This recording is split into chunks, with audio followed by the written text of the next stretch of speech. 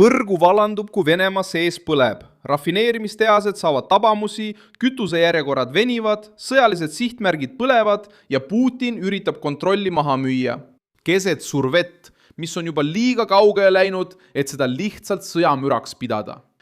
Ukraina viis sõja Venemaa territooriumile ja tabas 2 rafineerimistehast, üht Slavjanskis, Kubanis, Krasnodari piirkonnas ja teist Jaroslavlis, umbes 700 kilomeetri kaugusel Ukraina piirist. Zelenski kinnitas, et pealetung on osa 40-päevasest kampaaniast, mille eesmärk on nõrgestada Vene sõjamasinat, rünnates energia, logistika ja õhutõrjesüsteeme. Samal ajal tunnistas Putin kütusepuudust Venemaa piirkondades, püüdis kriisi pisendada ja lubas tugevdada õhutõrjet. Kultuur, sport, kõik rahvusvahelises suhtuses. Venemaa seisab silmitsi enneolematu survega lääne eliidi poolt. Nende eesmärk oli proovida meile lahinguväljal selget strateegilist kaotust põhjustada. Nad tahtsid ka meie ühiskonda täielikult destabiliseerida, kuid lõpuks ebaõnnestusid nad kõigest täielikult. Just sellepärast, et Ukraina droonid läbivad vahemaid, mida Moskva pidas varem kaitstuks. Sõda, mille Putin Ukrainasse viis, avaldab nüüd survet Venemaa rafineerimistehastele, teedele, sildadele, ladudele ja sõjatööstustele. Nubadus kiirest võidust on muutunud pikaks, kulukaks ja nähtavaks kurnamissõjaks. Ja poliitiline sõnum on muutunud raskemaks. Kui Kreml räägib Donbassi ja Novorossija kontrollimisest, siis Ukraina vastab sihides kütust, mis toidab tanke, veoautosid, lennukeid ja logistikat.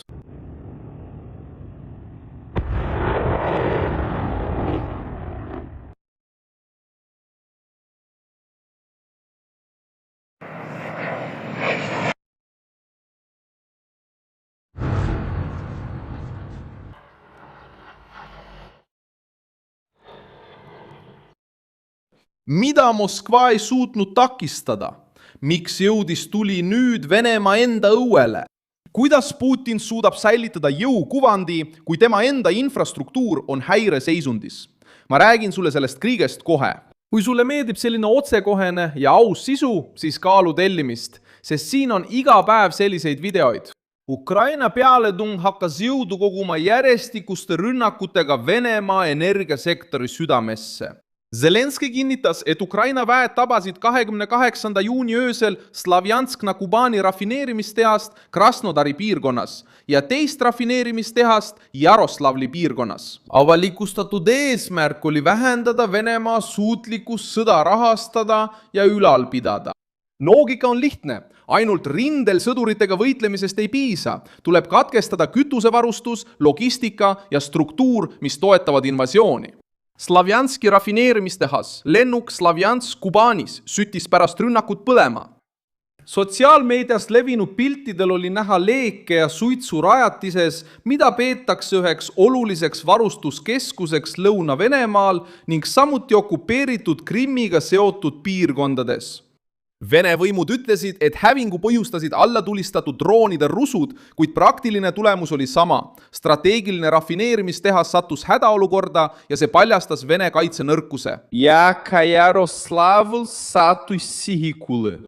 See piirkond asub Ukraina piirist palju kaugemal, mis suurendab rünnaku poliitilist kaalu. Kui sihtmärk, mis asub 100 kilomeetrite kaugusel tabatakse, ei ole sõnum ainult sõjaline, vaid ka psühholoogiline. Moskva peab nüüd kaitsma mitte ainult rindejoont, vaid ka rafineerimistehaseid, sildu, tehaseid, ladusid, teid ja sisemalinnu. See suurendab Putini jaoks sõja hinda ja sunnib Kremlit õhutõrjet üha laiemale Venemaa territooriumile laiali paigutama. Ukraina sihtis samuti rajatisi Krimmi silla lähedal. Zelenski kinnitas, et sihtmärke mõlemal pool silda tabati, sealhulgas merelogistika, mida kasutatakse naftatranspordiks, ladu Hersonis ja Venemaa õhutõrjesüsteemid. Sillal on samuti sümboolne ja praktiline tähendus Moskvale. See ühendab Venemaa okupeeritud poolsaarega ja toimib varustusteljena.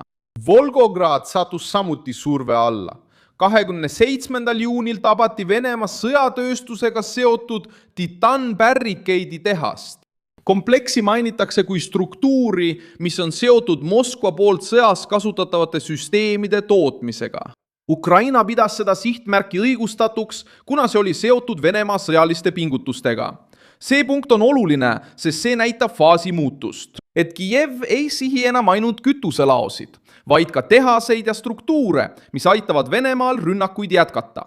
Zelenski näitas ka, et Venemaa jätkas Ukrainale tugevaid rünnakuid. 15 Ukraina piirkonda nimetati samal nädalal Vene pommitamiste sihtmärkideks, sealhulgas sellised alad nagu Herson, Zaporižja ja Harkiv.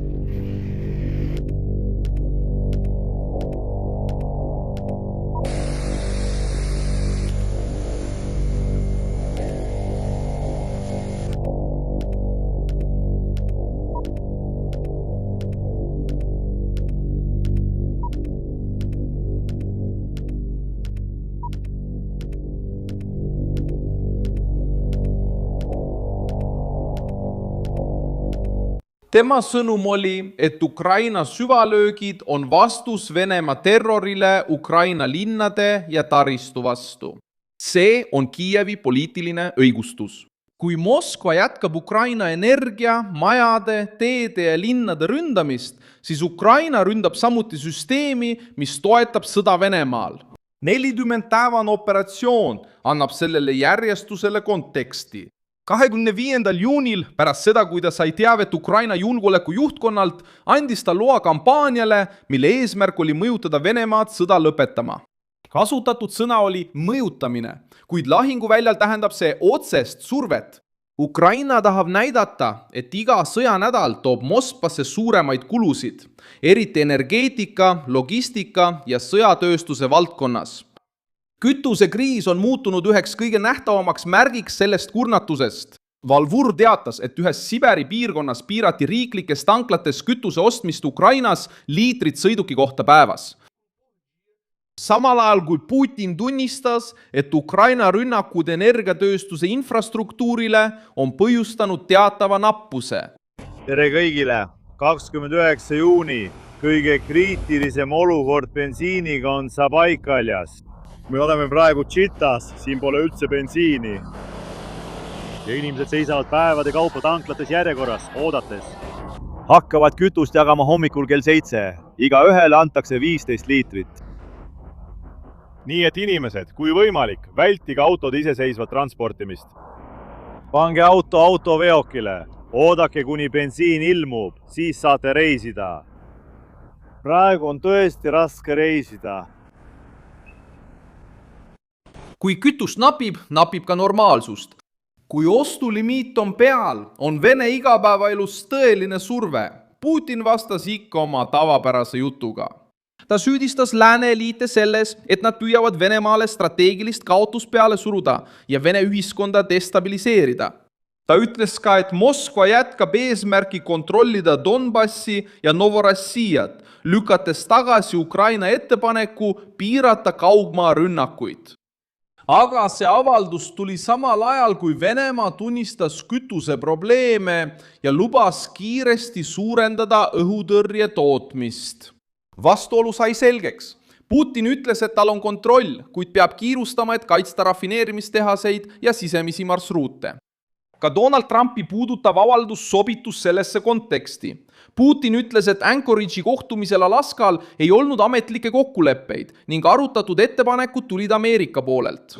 See teema on oluline, sest Trump lubas sõja kiiresti lõpetada. Kuid olukord jõuab 2026 aasta juuni lõpuks sinnamaani, et rünnakud ulatuvad sügavamale, rafineerimistehased põlevad ja Moskva nõuab oma enda taristu suuremat kaitset.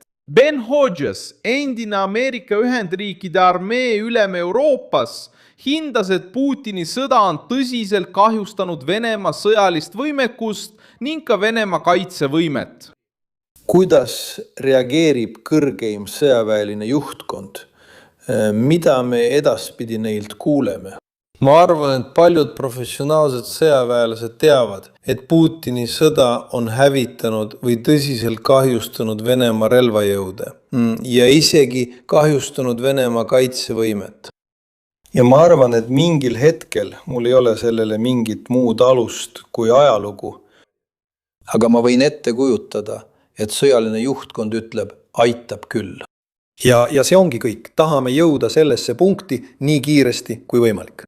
Ja ma arvan, et see on osa Ukraina strateegiast, kui minister Fjodorov ütleb, et eesmärk on tekitada 50 000 Vene kaotust kuus. Ma mõtlen, see on dramaatiline. Need on kaotused, mida ei saa kunagi taastada. See, mida ta ütleb, vastab sellele, mida koha peal nähakse. Venemaa edeneb endiselt mõnes rindepunktis, kuid maksab selle eest kõrget hinda, samal ajal kui peab kaitsma tohutut ala droonide, rakettide ja koordineeritud rünnakute eest. Venemaa suurus, mis varem oli kilp, on nüüd muutunud logistiliseks probleemiks. Ukraina pealetung ei tähenda, et sõda on läbi või et Moskva on kaotanud kõik oma vahendid. Venemaa jätkab Ukraina linnade ründamist, hoiab survet idas ja kasutab oma suuruse ning hulga eelist. Avaerinevus on nüüd selles, et Kiiev on leidnud viisi, kuidas tekitada otsest kahju Venemaa territooriumil. Tabatud rafineerimistehas ei ole lihtsalt suits taevast. See tähendab vähem kütust, kallist remonti, hirmu siseturul ja survet valitsusele, mis lubas täielikku kontrolli. Ukraina püüab murda ahelat, mis hoiab sõda käimas. Energia, transport, õhutõrje, sõjatööstus ja varustamine. Venemaa sattus leekidesse, sest Ukraina hakkas ründama kõige valusamates kohtades. Zelenski loodab, et see 40-päevane surve võib sundida Moskvat tegema raskema valiku, kas jätkata kasvava hinna maksmist või tunnistada, et sõda on juba tagasi jõudnud oma enda majja, mis Kreml väitis olevat kaitstud. Suur tänu, et vaatasite seda videot lõpuni. Toetage meie projekti ja aidake rahaliselt kasutades ekraanil kuvatavat PIX võtmekoodi. Oleme sõltumatu kanal, mille eesmärk on hoida teid tõega kursis. Teie panus aitab meid väga. Jätkame püsti seismist.